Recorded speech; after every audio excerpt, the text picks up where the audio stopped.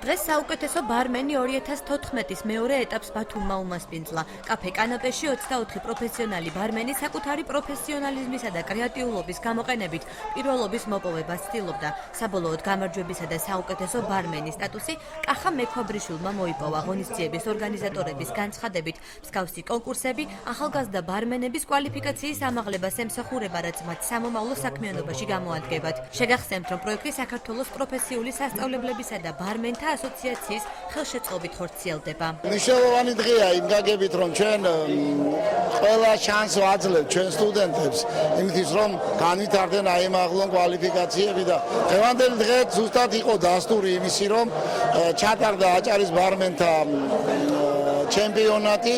მონაწილეობა მიიღო 24-მა მოქმედმა ბარმენმა.